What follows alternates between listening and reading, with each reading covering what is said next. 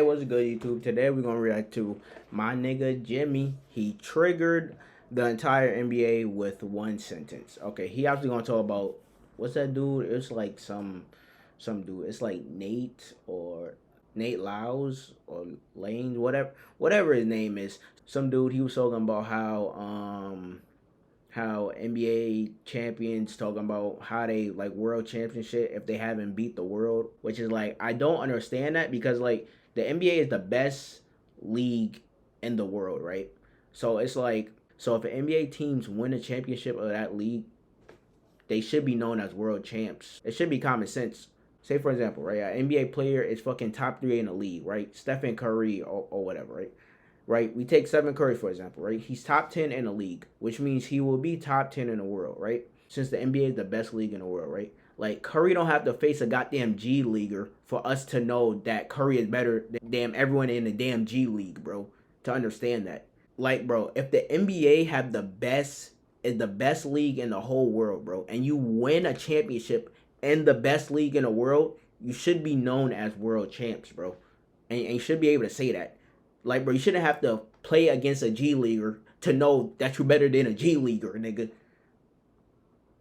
Like, what, bro? It's common sense, bro. It's common sense. But, hey, man. But everyone was triggered. KD was triggered. Fucking, who else? Draymond, Bradley Beal. Like, bro, it was wild. But let's get into the reaction, though. In the NBA, I don't think there's a single topic where everyone is in agreement. In all my days, all the debates, takes, forums, media, I have never seen everyone come together and agree on anything. Facts. Until a few days ago. All thanks to this man. No. In a collective act unlike anything we've ever seen, No. NBA players have joined forces all to tell this guy he's wrong. The worst part, he might be right. I have to watch the NBA Finals. Okay, Jimmy. Let me know how he's right, okay? Let me know how he's right. Because from how I see it, he's wrong, bro. He's wrong. Surface level would make sense. Like, bro, how can you call yourself the world champ if you haven't beat the world? But it's like, bro, if we literally the best league in the world and we literally dominate, like the USA basketball dominate, bro. Like, bro, if we got the best talent in the world in our league, bro, I should be able to say that we world champs, bro. Because all y'all other niggas can't compete against us in this league and like beat us. Like, so it's like, okay, whatever. But let's see. Let's see how Jimmy is gonna spin this shit around. And they have world champion on their head. World champion of what?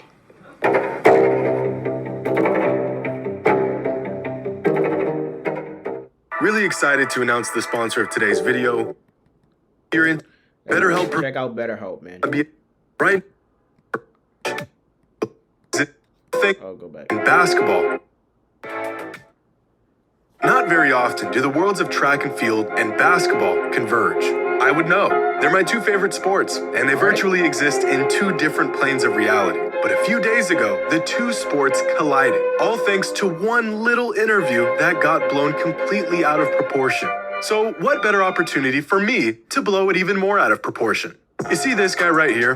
This is Noah Lyles. He's the fastest man in the world. And this past week, he pulled off the coveted triple gold at the 2023 World Championships, winning the 100, the 200, and the 4x100 relay, a feat that hasn't been pulled off on the world stage since 2016 by an athlete y'all may or may not be familiar with, named Usain Bolt.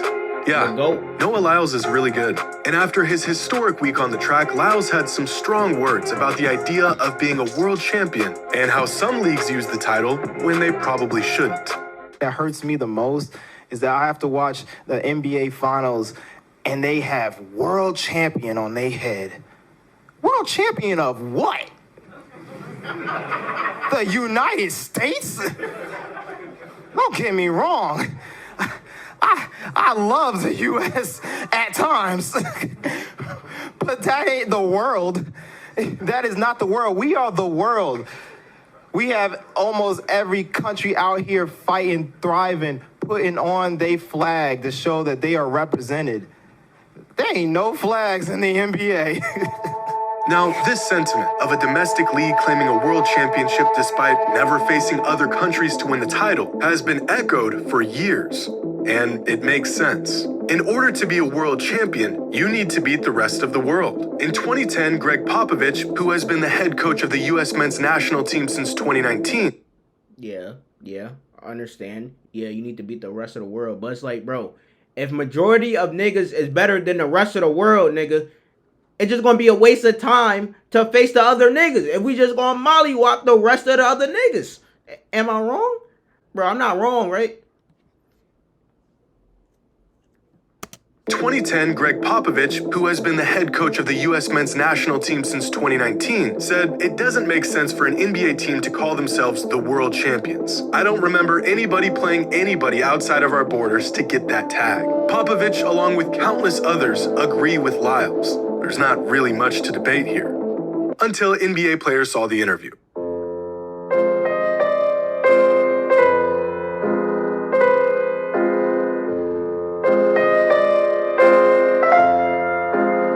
That's what I'm gonna tell him.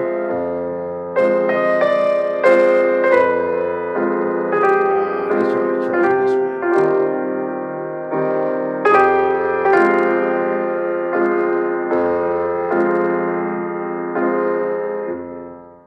In the most unanimous voice of opinion I've ever seen in my 7 years covering the NBA, players across the league chimed in on the discussion. Kevin Durant, Devin Booker, Damian Lillard, Draymond Green, Aaron Gordon. The whole damn NBA pulled up to drop off their 2 cents about Noah Lyles' comments. Have you ever seen anything like this? This man had the whole league descending on him over a few words. Every single one of them in universal agreement that the team that wins the NBA Finals are, in fact, the world champions. And you know what? They're right. The team that wins the NBA Finals in any given season are the world champions. And here's why. See, I love track and field. I ran it in college. It was my best sport. One of my closest friends, CJ Allen, represented the US and ran at the World Championship meet this past week. And so I feel I have a solid perspective on this debate. I understand where Noah is coming from. He didn't just earn the title of world champion by simply being the best in the world. He earned the title by beating the best in the world. The title of world champion doesn't inherently come from being the best in the world. It comes from winning a competition that includes the entire world. Yeah. Or does it? See, in most other sports, like the vast majority of sports, in order to be crowned a world champion, you must win some form of competition or tournament on a world scale. Whether it's the World Championships, the Olympics, the FIFA World Cup, even the Little League World Series. A lot of sports fans believe the route to win a world title means beating the rest of the world, and rightfully so. But when it comes to basketball, specifically the NBA, I would disagree. The NBA, despite the word national literally being in the name, is a league comprised of the best basketball players in the world. It isn't some second-rate league. It isn't a sport that's only played here in the States. It is by far the best basketball league on the planet. In fact, out of 537 active NBA players, 128 of them are international players. Damn. That's 24% of the league. The OKC Thunder have 9 international players from 5 different countries on their roster alone. Unlike a sport like American football, which is almost exclusively played in the US, basketball is a worldwide sport with leagues around the globe. The best players from every country all ending up in the NBA. Now sure, the NBA Finals isn't technically the World Championship by definition, but an NBA championship team is naturally the world champions since the league is home to the best talent in the world. Would it be anything more than a... Thank you. It is the hub towards everyone of top tier talent, bro. So it's like, bro, they basically the world champs, the best out of everyone out the fucking world, bro. Like, a nigga don't gotta face a fucking G leaguer from another country to fucking say that I'm a world fucking champ, bro. Formality to send, let's say, the Denver Nuggets to Spain to play the Real Madrid basketball club, parade around the world to prove they are definitively the world champs?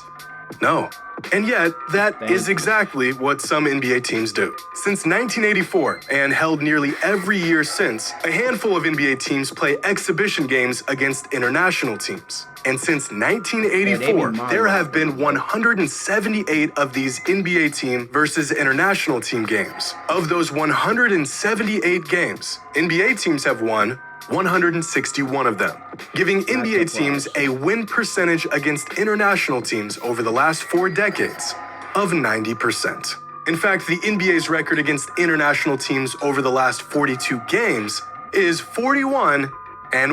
Damn. Look at this. The Blazers were one of the worst teams in the league last season, won only 33 games. I would know, unfortunately, they're my team. Last October, RP. they faced this team, a team out of the Israeli National Basketball League with a name I won't even try to pronounce. And the Blazers blew them out by 53 points. Here's another game from last season, where a ragtag OKC Thunder lineup played a game against a team from the Australian National Basketball League and beat them by 33 points. Damn. Half of these Thunder players don't even see the court in the NBA, and they still blew this team out. Damn. In 2019, the Cavaliers, who were the worst team in the entire league, faced off against one of the better teams in South America and smoked them by 31. Damn. This Cavs team was the worst team in the entire NBA, and they still ran a premier international team out of the building.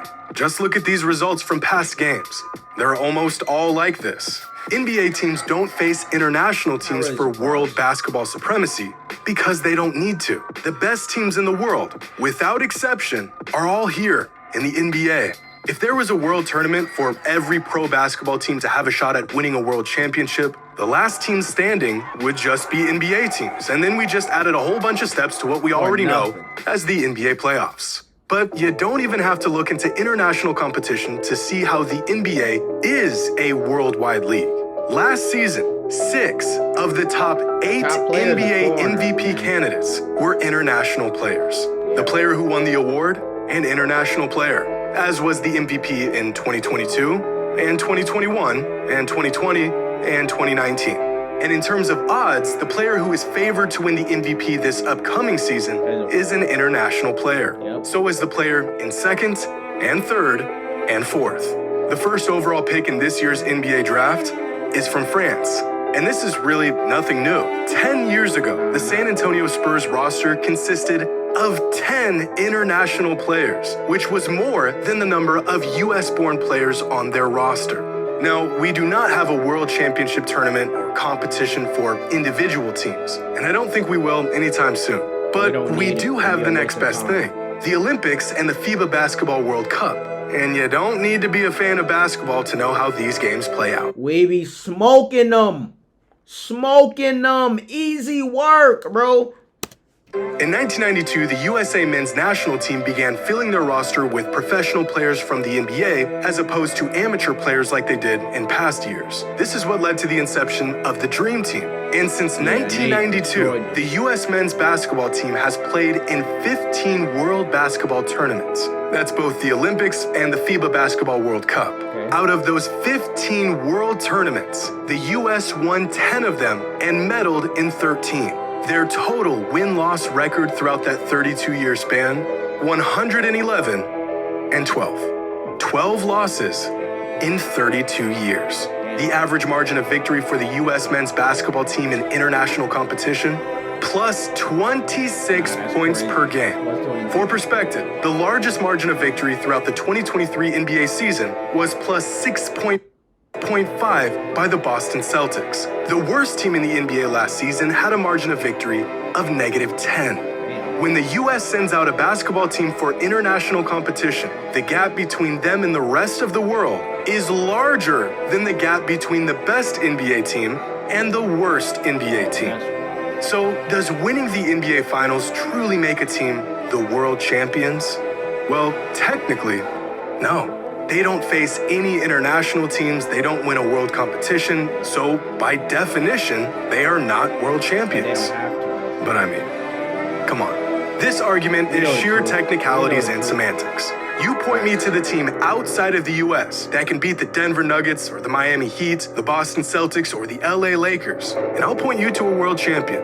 Being the best in the world doesn't simply make you the world champion, and beating the best in the world surely does. But what if the best in the world are all playing in the same league, and you and your team are the winners of that league? Well, in my opinion, for whatever it's worth, that makes you the world champions.